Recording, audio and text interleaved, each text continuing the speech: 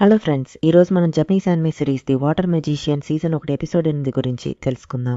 ఈ ఎపిసోడ్లో ఒక విషయం కొంచెం కన్ఫ్యూజింగ్గా అనిపించవచ్చు, కానీ స్టోరీలో ఉన్నట్టే నేను మీకు క్లియర్గా ఎక్స్ప్లెయిన్ చేస్తాను. ఈ స్టోరీ అంతా ఒకే టైం లైన్లోనే జరుగుతుంది అని మనకు తెలుస్తుంది, కానీ అది ఎలా జరుగుతుందో మనకు సరిగ్గా చూపించలేదు. సరే, ఇక స్టోరీలోకి వెళ్దాం. ఈరోజు మనం the water magician season 1 episode 8 చూద్దాం. ఇప్పుడు నటాలియా అనే అమ్మాయిని చూపిస్తున్నారు. తను చాలా ఫాస్ట్గా పరిగెత్తుకుని మన హీరో కోసం వెతుకుంటూ వచ్చింది. మన హీరో రూమ్మేట్ దగ్గర వచ్చి లైబ్రరీ ఎక్కడని అడుగుతుంది. ఏమైంది నటాలియా, ఎందుకు అలా పరిగెత్తుకుంటూ వచ్చావని అడిగితే తనకి ఏదో ప్రాబ్లం అని చెప్తుంది. వెళ్తూ వెళ్తూ మాట్లాడుకుందాం అని చెప్పి మన హీరో తనని ఫాస్ట్గా తీసుకెళ్తాడు. అప్పుడు నాడియా ఎక్స్ప్లెయిన్ చేస్తుంది. సరే, నువ్వు నా దగ్గరికే ఎందుకు వచ్చావు అని అడిగితే తనే మీ దగ్గరికి వెళ్ళమని చెప్పిందని అంటుంది. సరే, నువ్వేం వర్రీ అవ్వకు, నేను డెంజన్లోకి వెళ్తున్నానని మన హీరో వెళ్తుంటే లోపలికి వెళ్ళకూడదని సెక్యూరిటీ అడ్డుకుంటారు. అప్పుడు ఐస్ వాల్ వేసి వాళ్ళని ఆపేసి లోపలికి వెళ్తాడు. మన హీరో చాలా ఈజీగా లోపలికి వెళ్తాడు. 40వ ఫ్లోర్ వరకు మెట్ల మీద వెళ్తే టైం పడుతుందని వాటర్ జెట్తో హోల్స్ పెట్టి డైరెక్ట్గా 40వ లేయర్కి వచ్చేస్తాడు. మన హీరో చాలా కాన్ఫిడెంట్గా ఉన్నాడు. ఆ డెమన్ ప్రిన్సెస్ మన హీరోని అటాక్ చేయడానికి చాలా ఫాస్ట్గా వస్తుంది, కానీ మన హీరో చాలా ఈజీగా తన తలని నరికేస్తాడు. ఇంత ఈజీగా ఫినిష్ చేసేసాడేంటి అని తన ఆశ్చర్యంగా చూస్తుండగానే అది మళ్ళీ తనకి తల అతికించుకుని రీజనరేట్ అయ్యే శక్తి ఉంది. నువ్వు 40వ లేయర్లో ఉన్నావు కాబట్టి చాలా బలంగా ఉంటావు. నీ రీజనరేషన్ పవర్ను పరీక్షిస్తాను అని మన హీరో 256 వాటర్ జెట్స్ను ఉపయోగిస్తాడు. దాన్ని ముక్కలు ముక్కలుగా నరకడంతో దాని కోర్ డిస్ట్రాయ్ అయిపోతుంది. ఇప్పుడు ఆ డెమన్ ప్రిన్స్ చనిపోతుంది. రియో, ఆ మ్యాజిక్ స్టోన్ నువ్వు పగలగొట్టావా, చాలా థ్యాంక్స్ అని చెప్పగానే థ్యాంక్స్ కి బదులుగా డిన్నర్ ఇప్పిస్తే బాగుంటుందని అంటాడు. ఒక వారం డిన్నర్ ఇప్పిస్తాను, ఏడుస్తాను అని అబెల్ అన్నాడు. రీకి ఏడుసు అబెల్ని పట్టుకుంది. నా పేరు Arthur Parasis, royal magicians bureau head. మీ సహాయానికి ధన్యవాదాలు అని ఆర్థర్ చెప్పాడు. నేను సమయానికి వచ్చి కొంతమందిని కాపాడినా చాలా మందిని కాపాడలేకపోయానని హీరో బాధపడతాడు. ఆ డెబుల్ స్టోన్స్ అమ్మి చనిపోయిన వాళ్ళ కుటుంబాలకు ఇద్దామని అబెల్ చెప్తాడు. ఇవన్నీ డెబుల్సా అని హీరో అడిగితే ఇలాంటివి ముందెప్పుడు చూడలేదని వాళ్ళు చెప్తారు. ఆ లియానా ఒకరిని చంపడానికి ఒప్పుకుంది కదా, సో డెబుల్స్ రావడానికి దీనికి ఏమైనా సంబంధం ఉంటుందా అని మన హీరో ఆలోచిస్తాడు. మన చుట్టూ ఏదో ఫీల్ ఉన్నట్టు నాకు అనిపించింది, కానీ ఇప్పుడు ఆ డెమన్ ప్రిన్స్ చనిపోయిన తర్వాత నేను ఫీల్ అవ్వడం లేదు. కానీ 39వ ఫ్లోర్ లో ఒక విషయాన్ని నేను నోటీస్ చేశానని మన హీరో చెప్తాడు. ఇప్పుడు ఆ డెబుల్ స్టోన్స్ అన్నింటినీ తీసుకుంటారు. ఇప్పటి వరకు నేను చూసిన వాటిలో ఇంత డార్క్ కలర్ ని ఎప్పుడూ చూడలేదని ఆర్థర్ చెప్తాడు. ఇవన్నీ రాండమ్ ప్లేసెస్ కు వస్తాయి అండ్ అవి స్పేస్ టైం మ్యాజిక్ ని యూజ్ చేస్తాయని అతను ఎక్స్ప్లెయిన్ చేస్తాడు.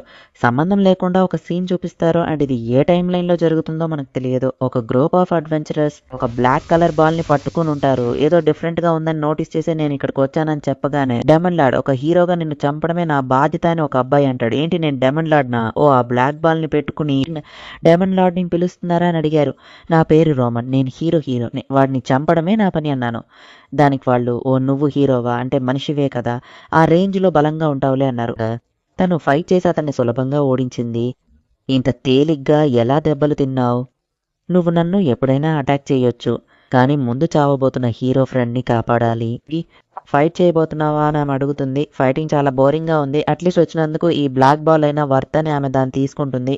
మీరు అనుకుంటున్నారు నేను డెమన్ లార్డ్ కాదు, ఇప్పుడున్న కరెంట్ డెమన్ లార్డ్ని మేబీ ఖచ్చితంగా నువ్వు ఓడించగలవని అనుకుంటున్నాను. కానీ ఒక విషయం తెలుసుకోండి, మీకంటే చాలా స్ట్రాంగ్ అయిన ఒక హ్యూమన్ ఈ వరల్డ్ లో ఉన్నాడు. అతని పేరు రియో అని అనుకుంటాను. మళ్ళీ అతనితో ఫైట్ చేస్తే బాగుంటుందని ఆమె ఆలోచిస్తుంటే అప్పుడు నిజంగానే మీరు డెమన్ లార్డ్ కాదా అని రోమన్ అడుగుతాడు. అవును, నా పేరు లియానా. హీరోగా ఉన్నావంటే హ్యూమన్స్ లో నువ్వే స్ట్రాంగెస్ట్ అయి ఉండాలి, అతను నీకంటే 10,000 రెట్లు స్ట్రాంగ్ అని చెప్పి ఆమె వెళ్ళిపోతుంది. ఇప్పుడు మన హీరో టీమ్ ని చూపిస్తున్నారు. 39వ ఫ్లోర్ లో వాళ్ళు కూడా అలాంటి ఒక బ్లాక్ కలర్ ఆర్బ్ నే కనిపెడతారు, కానీ ఆ ఆర్బ్ పగిలిపోయి ఉంటుంది. దీని నుండి ఒక మ్యాజిక్ సిగ్నల్ వస్తుంది, కానీ దాన్ని ఆపడానికి నా దగ్గర ఒక బ్యాగ్ ఉంది. సో ఆ ఎవిడెన్స్ నేను కలెక్ట్ చేసుకుంటాను అని చెప్పి ఆర్థర్ దాన్ని ఆ బ్యాగ్ లో సేఫ్ గా పెడతాడు. నన్ను కాపాడినందుకు థ్యాంక్స్ రియో అని చెప్పగానే, నీ ప్రామిస్ ప్రకారం నాకు భోజనం కొనివ్వాలి, లేదంటే డెమన్ లార్డ్ కన్నా దారుణంగా నేను కట్ చేస్తా.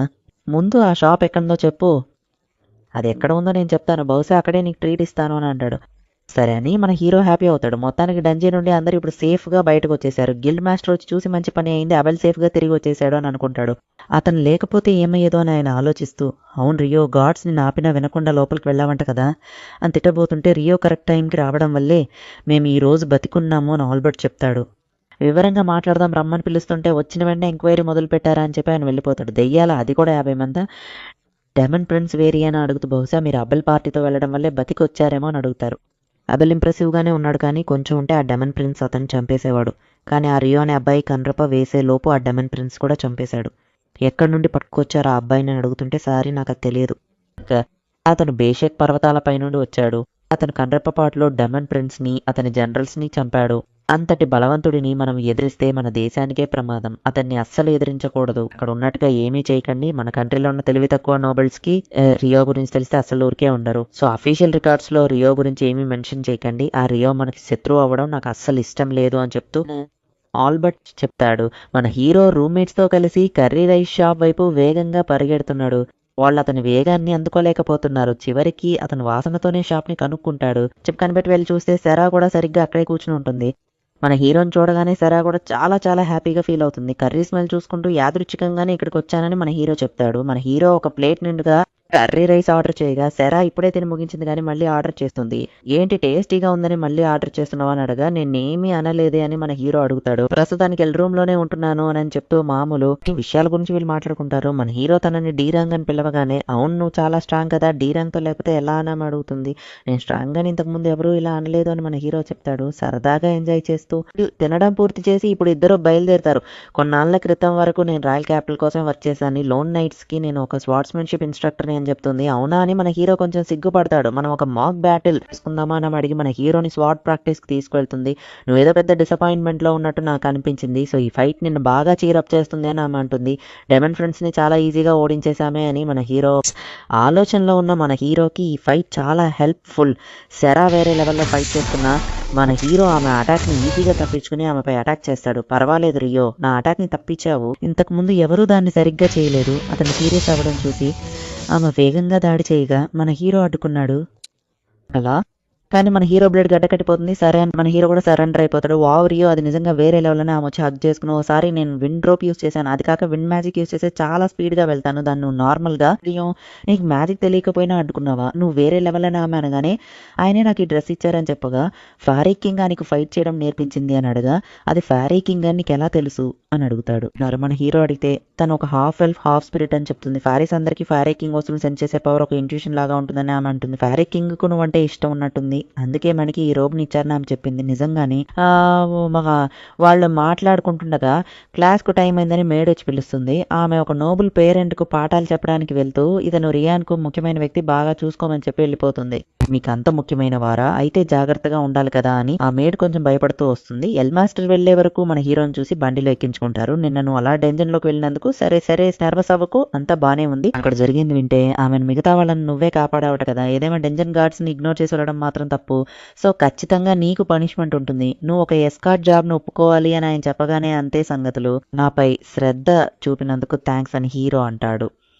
జాన్స్కీకి ఎస్కార్ట్గా విట్నెస్ అనే ప్రదేశానికి వెళ్ళి రమ్మని చెప్తారు. ఈ సీన్తో ఎపిసోడ్ ముగుస్తుంది.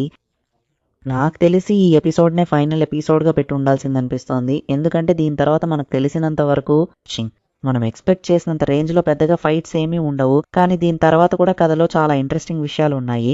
సో మిస్ అవ్వకుండా చూసి ఎంజాయ్ చేయండి. Thank you for watching. మళ్ళీ కలుద్దాం. Bye guys. నెక్స్ట్ ఎపిసోడ్లో కలుద్దాం. జాగ్రత్త.